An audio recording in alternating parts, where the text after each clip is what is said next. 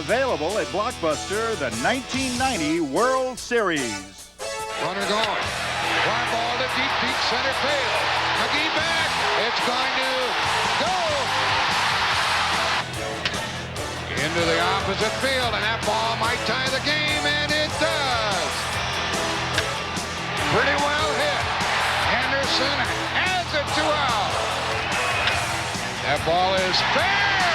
Cincinnati's ahead. 2 games to none.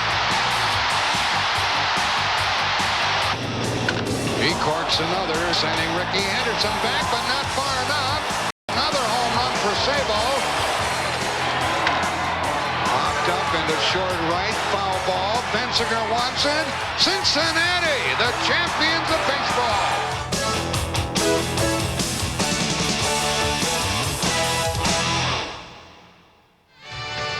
What a difference!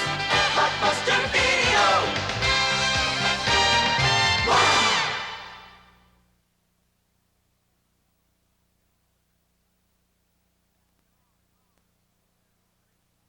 Mel, you're on. Hello there, everybody. This is Mel Allen.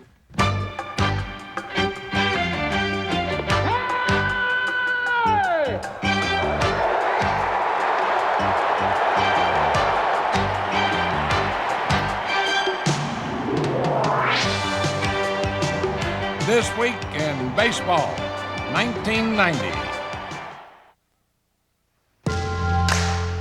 With March come images of padlocks and chains, a collective bargaining impasse. Players and owners haggle for weeks, curtailing the start of spring training. After 32 days of no baseball, negotiators in New York meet around the clock, and finally, a settlement. The agreement is announced at a press conference around 1 a.m. I have a very pleasant duty, and it is simply to announce that tonight an agreement in principle has been reached between the Players Association and the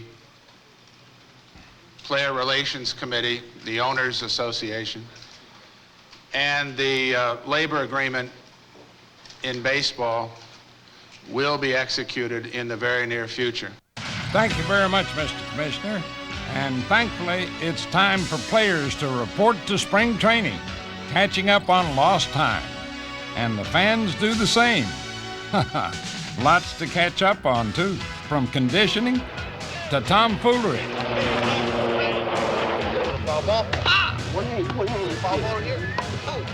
There it is, a pot of gold waiting for you in Dodger Stadium. Man, they got it buried all over that place.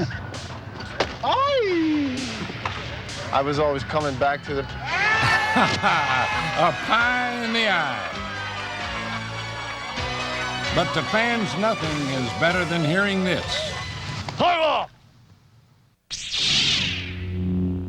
Opening day. And we're ready to go. 1990 as Ozzie takes the field and does his flip. Look at that. They love it. Boston's Fenway Park, a venerable setting for Tony Giamatti, wife of the late commissioner, as she tosses out the first pitch. And a warm round of applause from Red Sox fans as they pay tribute to Bart Giamatti. In Toronto, the Blue Jays play host to heads of state, Canada's Prime Minister Brian Mulroney and President George Bush, who talks of his fondness for baseball. My emotions go back to being about a 10 or 12-year-old kid thinking, hey, what a tremendous thrill. I like all that. And some of it has to do with the national pastime and the fact that it's a relaxing way to spend an evening or an afternoon. And I'm a competitor, and I believe competing in sports helps you in life. So it all comes together. It certainly came together for Oakland in 1989, and on their home opener, the A's are presented with their World Championship rings.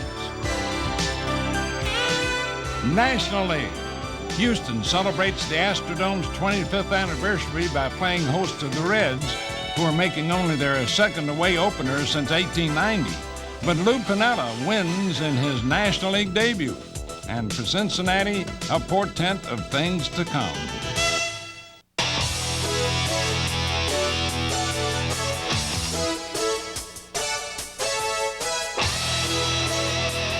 The Reds are in first place for the entire month of April, led by some red-hot bats.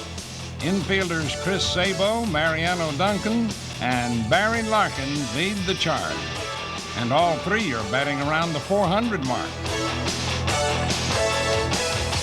Jack Armstrong starts like a strong brew of coffee, ready to go with a fast start of 5-0. Speaking of fast, Randy Myers provides bullpen heat along with his teammate flamethrower Rob Dibble.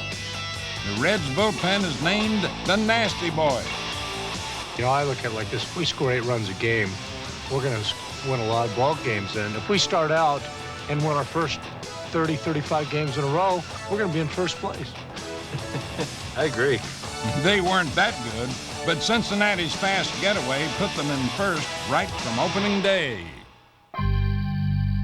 Meanwhile, last year's National League champions, the Giants, got off to a rocky start and find themselves in 5th place. No-hitter. Countdown.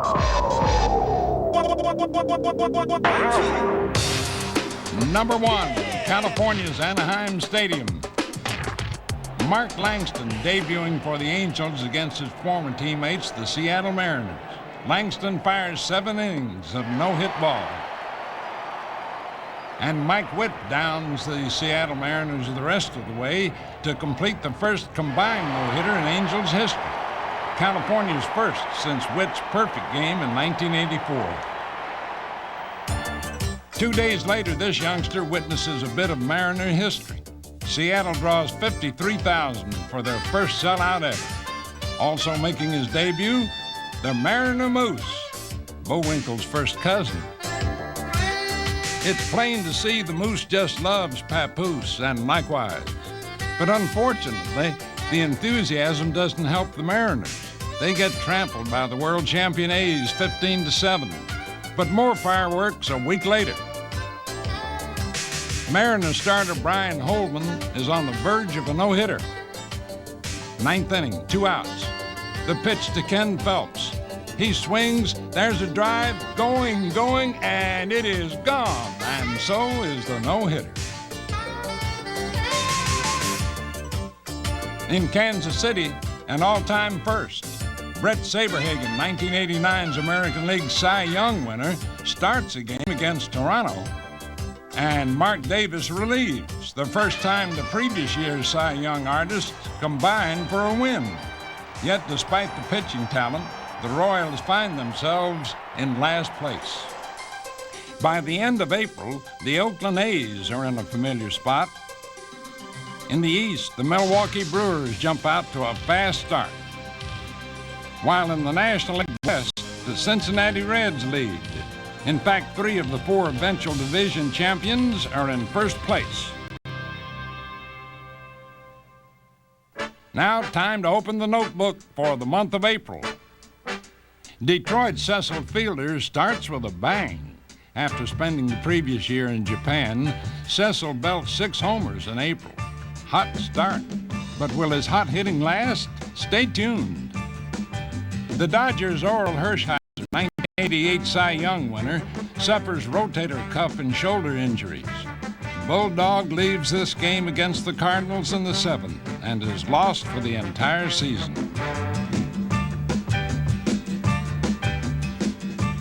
Oakland's Mike Narres pitches for the first time since 1983. After drug problems and a minor league stint, the former 20-game winner gets his first victory in 7 years. And finally, Pittsburgh's Wally Backman against the Padres. A day to remember. Top of the 9th inning. Yeah. And there it is, number 6.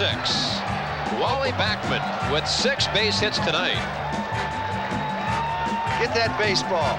Rennie Stennett once had a 7-hit game for the Pirates. Now, fans, for some April play that makes me say, how about that? Boston's Bill Buckner shows y'all how to run the bases after 4 decades of playing ball. There's a shot deep toward right field. Washington back, and Washington can't get it. The ball is loose. Washington is into the stands. Buckner is around second base. He is headed for home. He's going to have an inside the park home run. Good going, Billy Buck, and a mighty nice run of luck. That is, until Boston put Buckner on waivers a few months later. A man of many positions, the White Sox Steve Lyons. In an exhibition game against the Cubs, Lyons catches, plays the infield and the outfield, handling himself like an old pro. Well, almost. Psycho, that's Steve's nickname, even got a chance to pitch. And after not getting much in the way of support, Lyons stalks right back over to second base. How about that?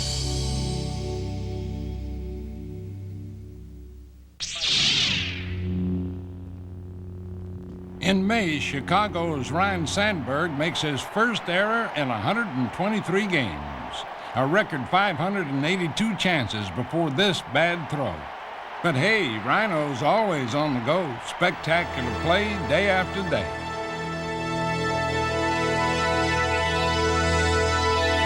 The pitch, fastball. Oh, what a play by Sandberg, and he gets him holy cow! That's what a play! He's out! Loop into short center. Highway robberies. Here's John Kruk. Ground ball, hit the mound, backhanded stop by Sandberg. They got him! The Major League's best second baseman, and after topping the fielding record of Manny Trillo, receives a standing O. A standing ovation here at Wrigley Field. 480 chances, airless for Sandberg. From a future Hall of Famer to one of the originals. For over 60 years, Ty Cobb held the American League record for stolen bases in a career, 892.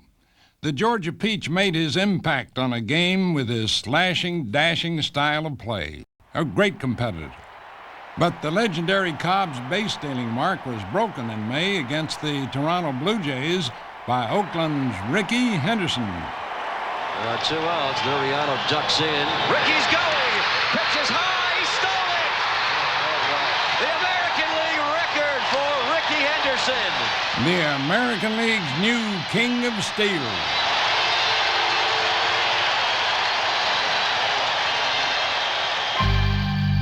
May spells disaster for the Mets. They just can't seem to get things on track. Defensive lapses and a team batting average that ranks next to last makes New York's shortcomings painfully clear. And that prompts the Mets front office to say goodbye to Davy Johnson. As New York's ship casts adrift, the Pirates set sail on a course they hadn't embarked on in over a decade, talking about a division title. The last time Pittsburgh accomplished that feat, it was 1979. The Bucks in quest of recapturing Pirate gold. Bobby swings at a fly ball to right field. Go ball, get out of here. It is gone. Bobby tied the ball game up. And a drive to deep right field. It is a grand slam for Barry Bonds, and the Pirates have a 4-0 lead. One reason for Pittsburgh's fast start, and a mighty pleasant plus for 50-year skipper Jim Leland, the pitching of Neil Heaton, who won his first 6 starts, and staff ace Doug Drabek. Very intense. Get that look in his eyes. Watch him looking for the signs. He's really locked in. At the end of May, Drabek's record 8-1, and along with the rest of Pittsburgh's pitching corps, provided the National League East with a lethal dose of Pirate poison.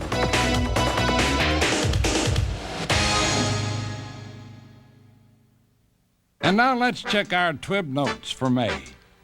Seattle's Edgar Martinez suffers a mighty rough day in May. Might call it third base mayhem. He commits a record-tying 4 errors in a game, 3 in 1 inning. Curveball hit to Martinez, and he drops it. He goes to first, doesn't get him. Number 20 belongs to one of the greatest third basemen ever, Mike Schmidt, whose number is retired in the ceremony at Philadelphia's Veterans Stadium. Doug McGraw helped Schmidt recollect the good times. I don't know where life's going to lead, but the Phillies and Philadelphia will forever hold a very special place in my heart. The most prolific home run hitting third baseman ever. And now, folks, it's time for my favorite part of the show. How about that? Boston's bearded Rob Murphy relieves in the game against the Mariners and works his way out of a close shave. But next inning, a clean-shaven Murphy takes the mound and was razor sharp, earning the save with the shave. Smooth work. How about that? Manager Joe Morgan applies the after save. And now some silver-haired fellows. Pittsburgh's Jerry Royce. The Dodgers' Rick Dempsey. Boston's Bill Buckner. And the Rangers' Nolan Ryan. They all became four-decade players when they took the field in 1990. As for this fella, how about him? That's me. Believe it or not, folks, I became a 7-decade play-by-play man working a game at Yankee Stadium with Phil Rizzuto and George Grand. My first Yankee broadcast was back in 1939. And how about that is really right. Now let's swing into the dog days of June. Sometimes when June rolls around, players find themselves in a state of confusion, tough to discern which way is up. Or take this fella. He seems to have a tough time figuring the way to get home. Look out, man. And there are other players who just swoon in June.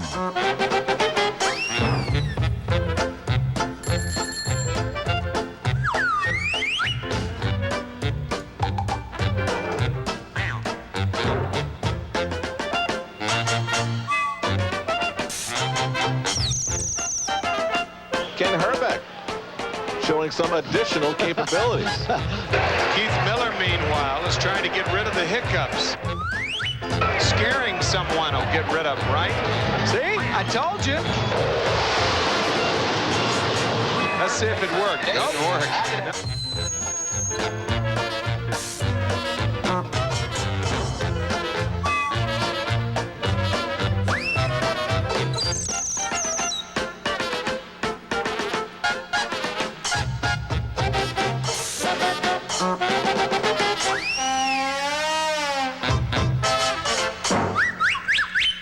Let's give the okay sign for the man they call the Cobra. In June, Milwaukee's Dave Parker uncoils for a career milestone. And a base hit up the middle. There it is. Dave Parker has picked up number 2,500 of his career. At age 39, the man did just fine. 21 homers, 92 RBIs.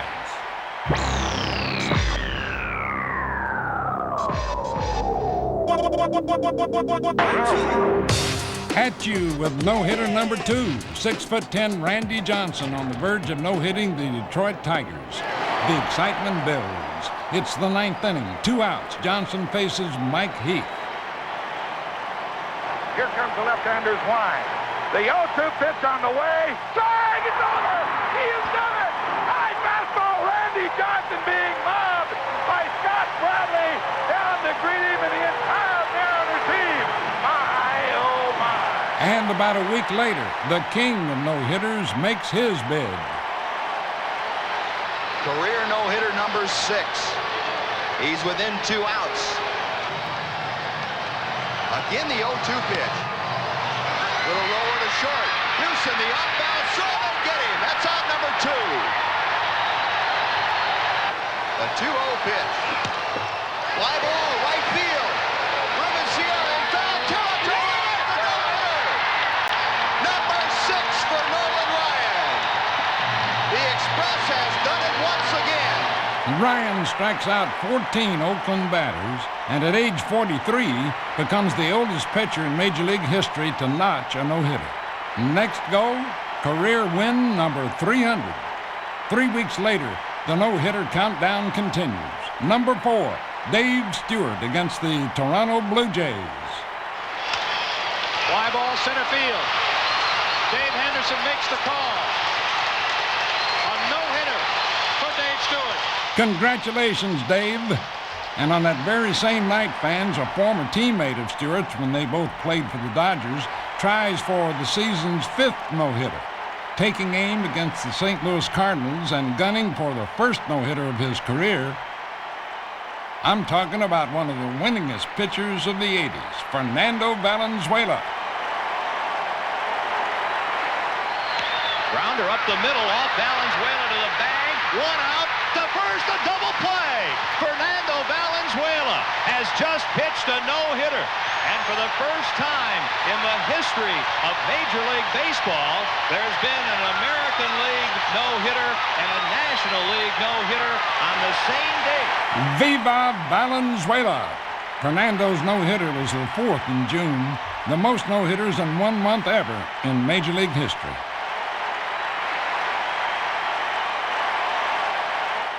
And now, fans, let's take a look at our TWIB notes for June. Houston Astros slugger Glenn Davis goes on a home run rampage, 7 in 6 days, including one game in which he smashes 3 round-trippers. But Davis still suffers through one of his most disappointing seasons because of injuries. Philadelphia center fielder Len Dykstra stands extra tall with his best season ever. At the start of June, Lenny leads the major leagues with a batting average of .413. Baltimore shortstop Cal Ripken Jr. passes Everett Scott on the consecutive games played list with 1,308. Second to Lou Gehrig's 2,130. Defensively, he's on a pace to break the major league mark of 89 for consecutive errorless games by a shortstop. Pitcher Ramon Martinez writes his way into the Dodger record books with an overpowering strikeout performance against the Atlanta Braves. The 0-2 pitch to Blauser. There it is. 18 strikeouts. That ties the Dodger team mark set by Hall of Famer Sandy Koufax. Oh, come on, I'm not that fat, but I'll still say how about that. Veteran pitcher Don Robinson pinch hitting. Robinson has been a pretty good hitter throughout his career, and he hits it hard and deep, and it's gone.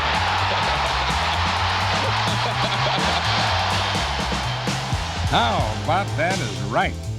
Now, folks, that's what you call a good hitting pitcher. Now, let's have a try at the month of July.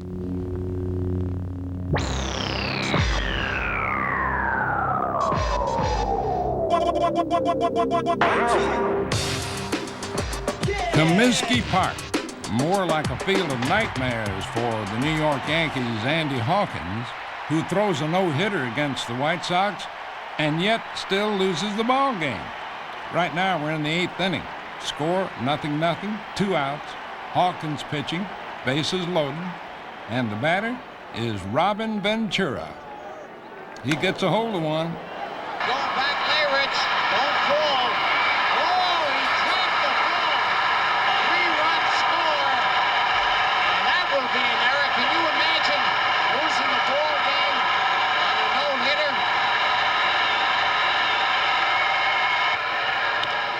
And a fly ball hit the right field. Barfield can't see it. Oh, he dropped it too. Holy cow, what's coming off here? You'll watch the game of baseball for years, and Scooter, you've watched it a lifetime, and you will probably never see an inning like this. No hits, 3 errors, and 2 walks. And Hawkins, still working on a no-hitter, is now trailing 4-0. Mercy me. Hawkins became the first pitcher to lose a no-hitter since Ken Johnson for the Astros way back in 1967. About a week later, White Sox hurler Melito Perez takes the mound at New York's Yankee Stadium and proceeds to hold the Yankees hitless through 6 innings. striking out 9, walking 4, and earning the season's 7th no-hitter. Even though it was a rain-shortened one. At the All-Star break, Yankees in the cellar, Boston on top. Surprisingly, the Chicago White Sox hang tough. The Giants have come a long way to move into second place, as have the Mets under the leadership of Bud Harrelson. The All-Star Game, the site Chicago's Wrigley Field. Heavy hitters from each league get a rare chance to mingle and exchange pleasantries. A meeting of heavyweights, Darryl Strawberry alongside Cecil Fielder, and amongst the ivy at Wrigley, a collection of all-star chocolate bars. And on a sidebar note, who better to offer us his expert opinion than that sweet fielding comedian, Bill Murray. I haven't had breakfast yet, so I think I'd probably go with the Wade Boggs bar because he's on Eastern Standard Time since I'm trying to catch up. I'd have this for more of a breakfast bar for the kids. And lunchtime, you got to go with the Rhino bar. It's the Rhino bar. You know, he's the big animal. He roams the tundra. He moves to the African belt. You'd have to go with this one. Tony Gwynn is a more organized guy. He's your mid-afternoon guy, your 4 o'clock pickup. That late start out there in San Diego. And this is the Ken Griffey Jr. bar, which you can have anytime because they play in the Kingdom. You know, it's good anytime of day or night, just a quick fix. So this is the one I would carry in the glove compartment. Well, Bill, let's bar none and open the gates for the All-Star Classic. The National League's best meets the American League's top stars. Cincinnati's Jack Armstrong. 2 innings pitched, strikes out 2, holds the American League to no runs and 1 hit. American League starter, Oakland's Bob Welch, strikes out Kevin Mitchell, and the senior circuit generates nothing but zeros. Kansas City's Brett Saberhagen enters the game in the 5th, and he pitches 2 perfect innings. 7th inning, Roger Craig ponders the scoreless deadlock as heavy rains delay the game for over an hour. But finally the tarpaulin is removed, and the National League calls on Cincinnati's Rob Dibble to douse an American League uprising. The batter, the Rangers' Julio Franco. Puts the American League on top. It goes deep, and the second run might also score. Mayor's not a good runner, but he is going to be able to dent the plate, and it's 2-0 in favor of the American League as Franco came through on an 0-2 count. And with the score 2-0, Dennis Eckersley faces Tim Wallach in the 9th inning and preserves only the 2nd American League shutout in All-Star history, a 2-hitter. And the American League is 3-0 at All-Star games played at Wrigley Field. As the second half of the season gets underway, the White Sox don the uniform of their 1917 club in honor of the last South Side team to win a World's Championship. Down to the last detail, Comiskey Park recaptures its old splendor. We're turning off all the ballpark electronics and using a manual scoreboard. We rolled back the ticket prices to half price on all tickets and 50-cent general admission. We have a 5-cent popcorn wagon outside one of the gates. We have our employees in costume. We're running a costume contest for people who come to the park. We have a megaphone for doing pregame announcements just like they had in 1917. Catching, 72. Fisk. Carlton. Fisk. 72.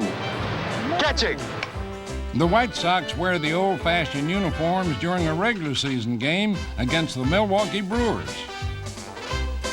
I mean, you got to think positive. It ain't how you play this game, it's how you look. So keep your glasses clean and go get them. The White Sox are inspired to an early lead, but the spirit of 1917 doesn't reflect in the final score. 12-9, Brewers. Baltimore's Cal Ripken Jr. breaks Kevin Elster's Major League mark for shortstops with 89 consecutive games without an error.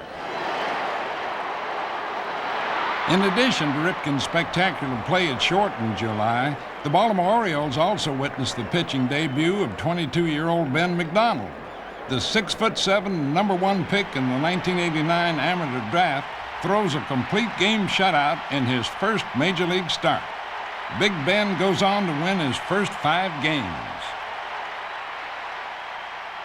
National League pennant picture. Mets frustration, enough to make a fellow scream. May 28th, Davy Johnson fired, replaced by Buddy Harrelson, and New York's luck takes a good turn. Darryl Strawberry heats up, and so do the Mets. His production is enough to make opponents scream. Strawberry, I mean deep and high and out in his ballpark.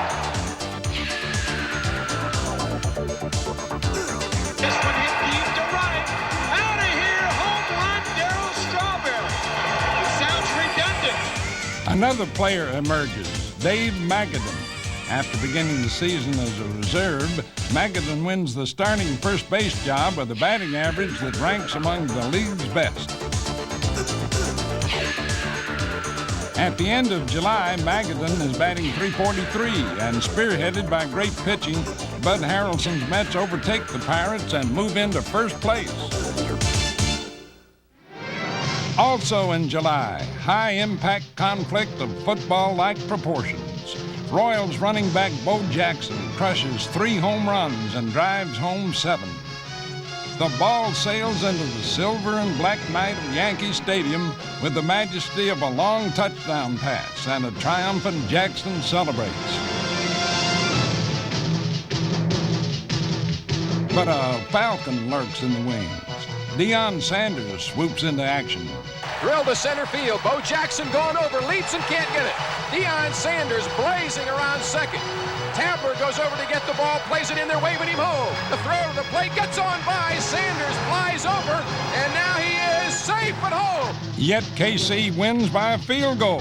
Final score, Kansas City 10, New York 7. Now, time for some twib notes from the month of July. George Steinbrenner, New York principal owner, who helped bring 2 world titles to New York, is told to relinquish his post because of his association with the known alleged gambler. Mr. Steinbrenner has agreed to resign on or before August 20, 1990, as the general partner of the New York Yankees.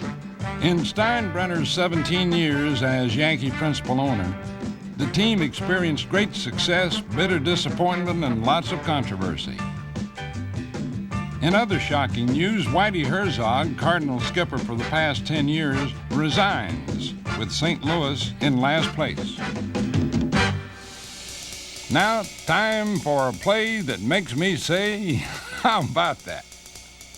Here's an all-time first. In Boston, the Minnesota Twins turn a twin pair of triple play. Third base, 1 there, 2 there, and a triple play. Holy mackerel. And later in that game, they go, and Gaetti has 1, they got 2, and they've got another triple play. Mercy me, Gerald. And to coin a phrase, how about that? And if you think that's worth a chuckle, how about this? Steve Lyons races for first. He's safe. A little disagreement occurs, and meanwhile Steve decides to adjust his wardrobe. Uh-oh. Man alive. Did you see that? He's gonna get the dirt out, and all of a sudden he unbuckled his pants and they fell down. Geez, I don't think that's really the proper place to do that, but He forgot where he was. He had a vapor lock. He had a brain cramp. oh my. Oh, well, Christmas will be here soon, and right now I'm going to settle back for a spell as Tom Seaver chokes Phil Rizzuto and let you listen to Harry Carey's rendition of Take Me Out to the Ball Game, mixed in with Wake Me Up, folks, some of the most exciting calls of the year. Take it away, Harry. Hey, Harry, you're around here someplace.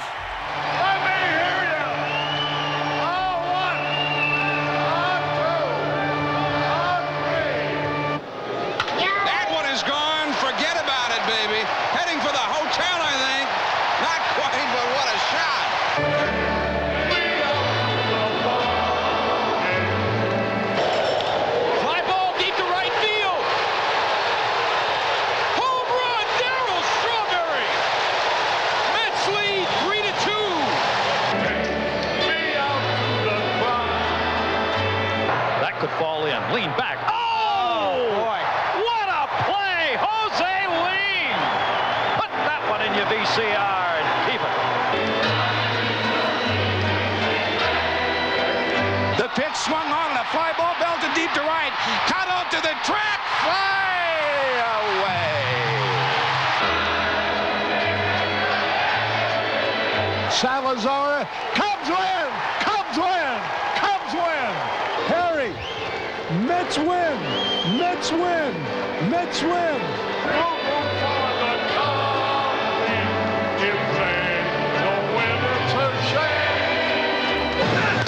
That's deep, way back. Put this one on the board. Yes! This may do it. It is gone for a home run to win the ball game. Long drive, deep left field. This is on the roof, over the roof. Gone, home run for Cecil.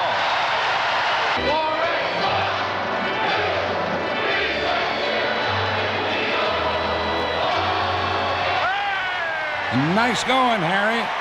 And now Nolan Ryan, the Texas Rangers pitcher, shoots for yet another milestone, career victory number 300.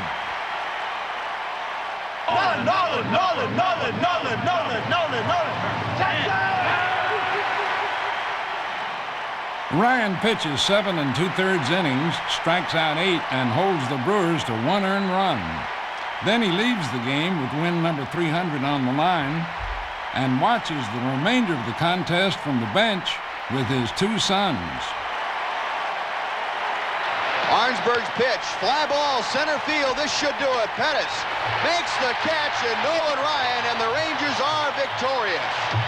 And you can charge up the bus for Cooperstown. Nolan Ryan officially has had his ticket validated. As has this gentleman, Joe Morgan. Morgan was a key member of Cincinnati's Big Red Machine, holder of many records, including most homers by a second baseman, 268, a 2-time MVP, won 5 Gold Gloves, a great competitor, Joe Morgan. I wish, I could say that this is, the culmination of all my dreams and things like that, but truthfully, I never dreamed about making the Hall of Fame. I only dreamed about making it to the major leagues. And when I made it to the major leagues, that was great. The Hall of Fame is really just icing on what has been a very big and filling cake for me. Jim Palmer made it to the majors at age 19, played for the Baltimore Orioles for 19 years, had 268 victories, won 20 or more games in a year 8 times, was a 3-time Cy Young Award winner. The truest test of a pitcher is to try to get a good hitter out the 4th time. You don't have to do that anymore, and that's not to downgrade any of the starters now. But what Earl Weaver, and I think one of the reasons I'm in the Hall of Fame, is that Earl had enough confidence in me.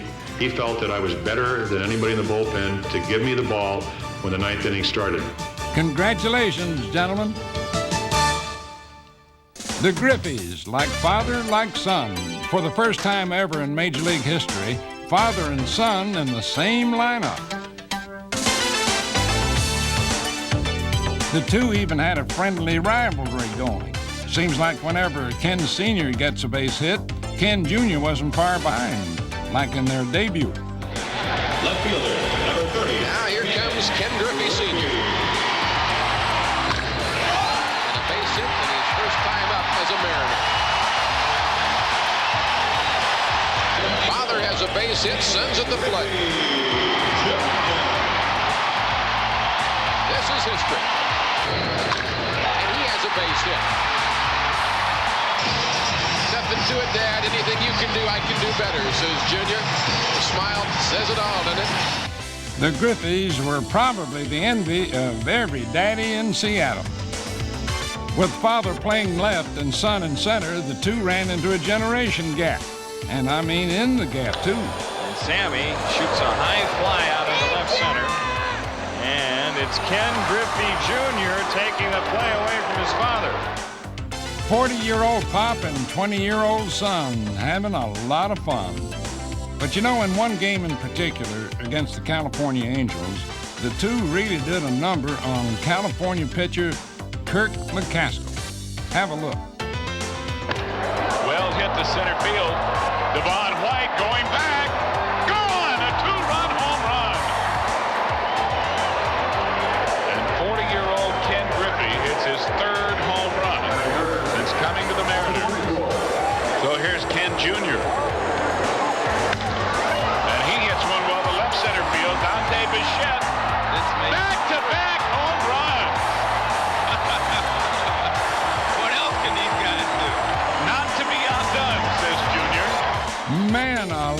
How about that? A scene to warm the heart. From generation to generation, the Griffeys doing it all and having a good time at it too.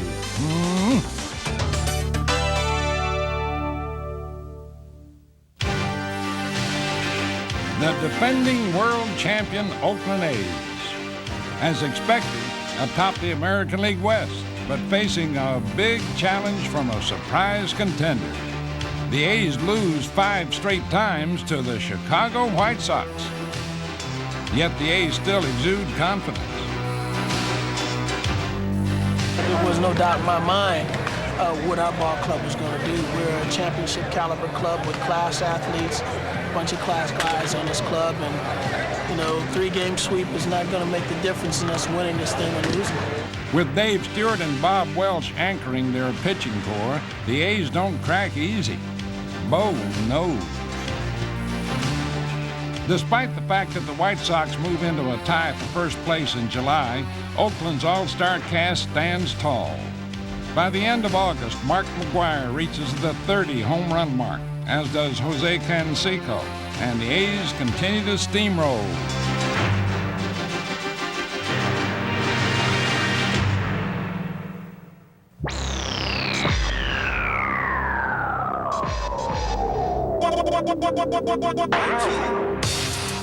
Philadelphia's Terry Mulholland, bidding for the season's 8th no-hitter. Pitching against the San Francisco Giants. It's the 9th inning, 2 outs. The batter, Gary Carter. The Giants are down to their last strike.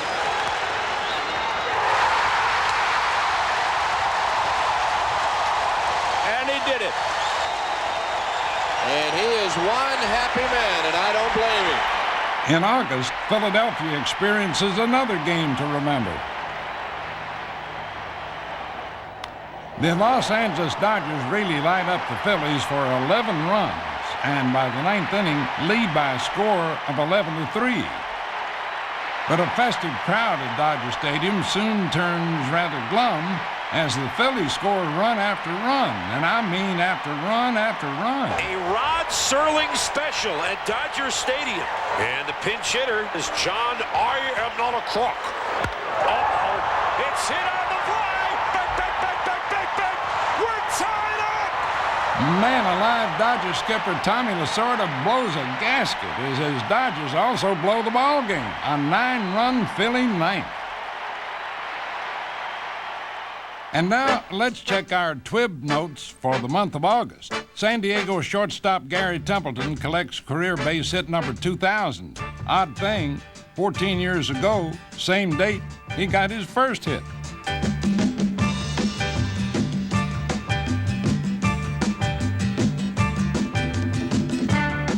Dave Winfield. After being traded to California from New York, Dave reaches a career milestone. Brian Downing is gunned down at the plate, but Winfield reaches career base hit number 2,500.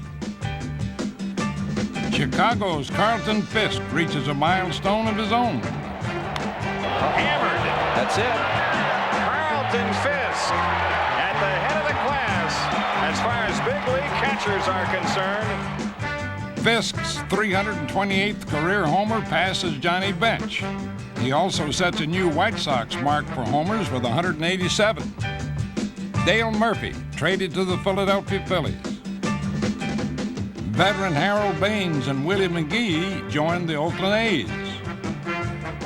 Baines was acquired from the Texas Rangers. And McGee, who's leading the National League in hitting, is traded from the Cardinals. Oakland's Bob Welch becomes the first Major League pitcher to win 20 in 1990. And teammate Mark McGwire accomplishes another first. McGwire hits a high drive, deep to left field, way back. Grand slam, Mark McGwire. Holy Toledo, the first man in history to hit 30 homers in each of his first 4 seasons, and what a spot for number 30. Mark this in your memory book. Now for all you cool cats, it's time for more How About That. The case of the missing key. Now, Rick Sutcliffe has sent out the youngster to find the missing key to the batter's box. And Paul Runge is going to send him around to all the umpires. They're in on this, and the young man is learning that maybe the key to the batter's box is an elusive thing at the major league level. The youngster asks second base umpire Jerry Davis for his call, and the ump directs the ball boy to the real culprits. Oh, fellas, the jig's up. I think he's on to it now, and he's trotting into the dugout. Hey, not so many laughs, some more baseball. Now Rick is telling him it was in the dugout all along. Check with Zim. And Zim's going right along with the youngster. Meanwhile, we're going to start the ball game. Well, the young man fell for the old key to the batter's box trick.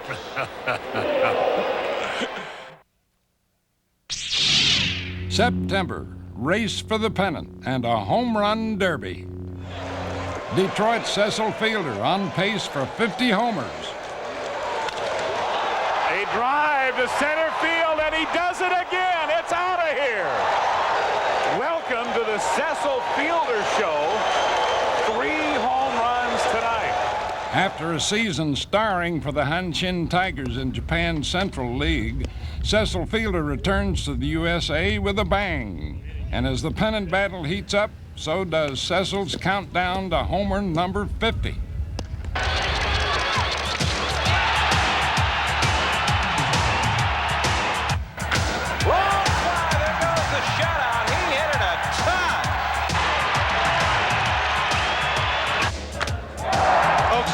Saw why he leads the major leagues in home runs. That ball was crushed. And a fly ball deep. He's done it again. Cecil Fielder has hit his 3rd home run of the day. There's another big blast deep to left. It is gone. I'm just, trying to go out here every day and just try to hit the ball hard. And right now, things are happening. The ball's jumping off my bat and going out of the ballpark. So I'm not doing anything different. I'm just going up there, trying to stay positive and have a good attitude. Well, the last previous American leaguers to reach 50 homers were Mickey Mantle and Roger Maris. Fielder's looking to make his mark, but with each passing game, time's running out. Time also runs out for grand old Comiskey Park, home of the White Sox for 80 years. But her gates open for the last time ever as the Sox host the Seattle Mariners. The game proves to be a great day for nostalgia buffs, a last chance to collect memories and record a little piece of baseball history. Hey, this is one of the best games we've had all year, one of the best days. The park's crowded. I mean, now we went over 2 million people here. For a team that wasn't supposed to do anything, 2 million people, it's unbelievable. And what you're gonna see right here is the first pitch of the game. It was a strike, last game ever played here, day game, great day to be here. 9th inning, Bobby Thigpen preserves a 1-run lead, and the White Sox close Comiskey Park with a victory. 43,000 on their feet to say farewell to a baseball landmark. The end of an 80-year era. Goodbye, old friend. A quick look now at the standings, and they show the Oakland A's pulling away. The Red Sox appear to be doing the same. The Mets and Expos make their final push on Pittsburgh.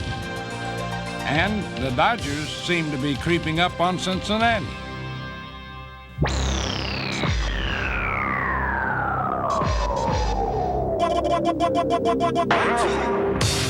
Another no-hit bid, this time in Cleveland as Toronto's Dave Stieb, who's thrown 4 one-hitters, goes for the first no-hitter in Blue Jay history. 26 behind him. He needs 1 more out. Into right field. He has got a no-hitter for Dave Stieb. The long frustration is finally over. The first in Toronto Blue Jay history recorded here in Cleveland this afternoon. The 9th no-hitter of the year. Meanwhile, back at the Sky Dome, the Blue Jays break the Major League attendance record, drawing 3.8 million fans. And Toronto makes a dramatic drive for first place. Fly ball to left field, deep left field, it's gone! Toronto wins it! 3 exciting ninth-inning wins pulls the Blue Jays to within a game of first place. Then an exciting showdown at Fenway, the season's final meeting between the two teams. Boston leads. It's the 8th inning. Junior Felix batting. Felix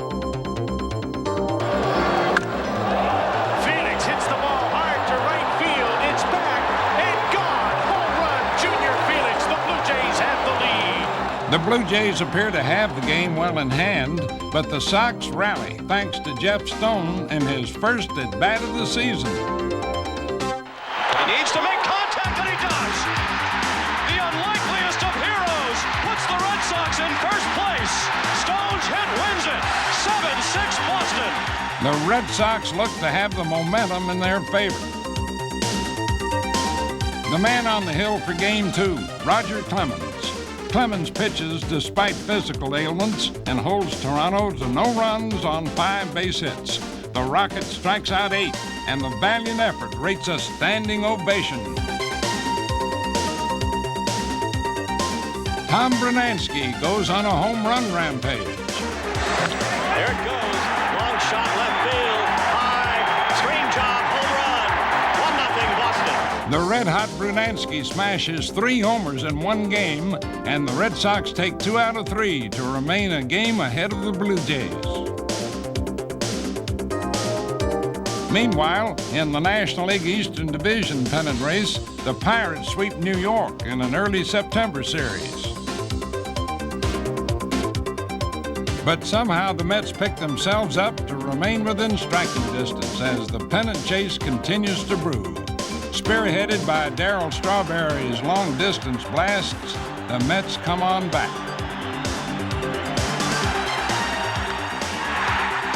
New York strikes by taking 2 from Pittsburgh to stay in contention.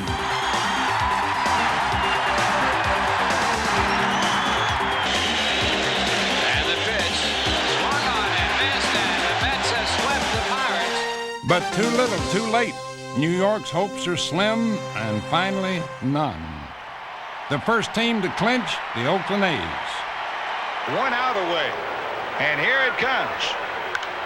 That might be it right there. Who's going to take it? Ricky Henderson or Darren Lewis is all over. The Oakland A's clinch their 3rd title in 3 years, just taking care of business. And the Pittsburgh Pirates clinch their division flag. Ground ball, this should be it. And the Bucks have won the National League East. The Pirates clinch their first division title since 1979. Well, as a manager, you can't get too emotional before the game's over, because excuse me, guys. Excuse me. And the Pirates carry themselves into the playoffs riding high. National League West. A downpour delays Cincinnati's bid to clinch the division. But as the Giants defeat the second-place Dodgers in San Francisco, the Reds clinch. Back in Cincinnati, the Western Division champions celebrate their hearts out in a resounding tribute, wet and wild. Well, I'll tell you, Mean Gene, this Reds team has been on top from day one, and we're going to stay there. And all you out in the American League, you better look out, because we got something for you. The Reds never fell out of first place the whole season, and now they're aiming to be number 1. Next, the final day of the regular season in October. Jeff Reardon takes the mound on the final day of the regular season as the Red Sox battle the White Sox. The tension builds as Ozzie Guillen bats in the 9th inning with 2 outs and the tying run on base. Line down the right field line, hooking toward the corner, Brunansky! He made the catch in the corner! A great catch by Tom Brunansky! And the Red Sox are the champions of the American League East in in 1990. When he hit the ball, I was a little worried it might have hooked around the pole. And when I saw him going over there, I had confidence in him that he would catch the ball. For the last month of the season, I don't know if each guy in this ball club was able to sleep in peace. It's me, there was so much pressure. There was so much work to do what we did tonight. Thank God that we came through. And now, fans, let's take a look at TWIB's top performers, the class of 90. The American League's batting champion, Kansas City's George Brett with a .329 average, the first player to win batting titles in 3 decades. Hey, great going, George. Willie McGee, despite being traded to the Oakland A's in August, Willie still won the National League batting crown with a .335 average. Hey, way to go, Willie.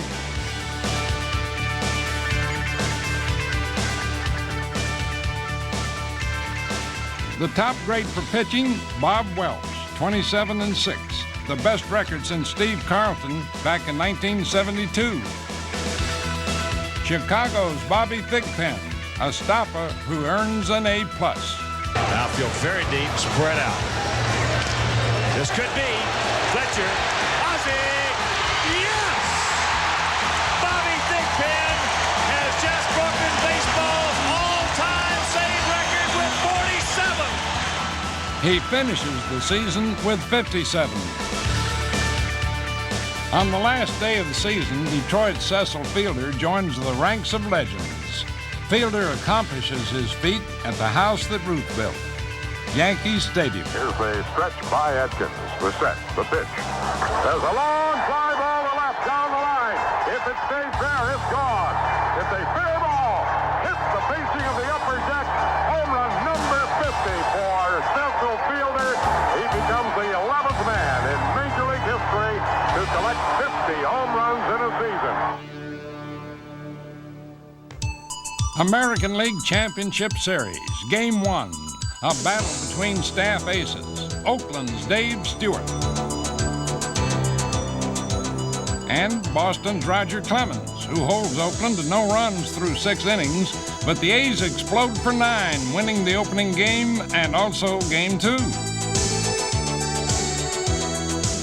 In Oakland, Dennis Eckersley helped shut down Boston's offense with an exclamation point, and the A's are thinking sweep. Umpire Terry Cooney ejects Roger Clemens in the 2nd inning of Game 4 after a harsh exchange of words over a strike call, and the Red Sox lose yet again.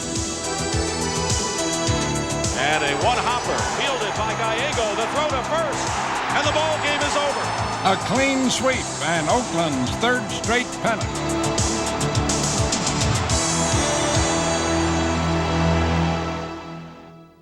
The National League Championship Series opens in Cincinnati, and the great moments just keep on coming, both on offense and defense.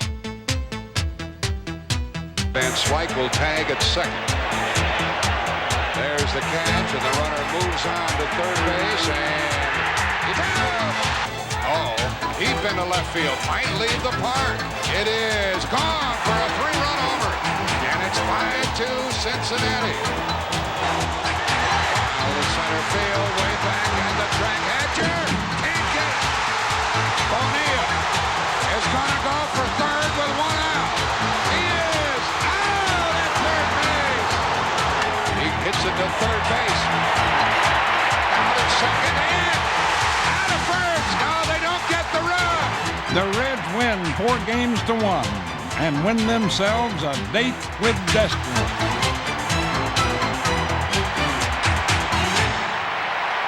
The World Series.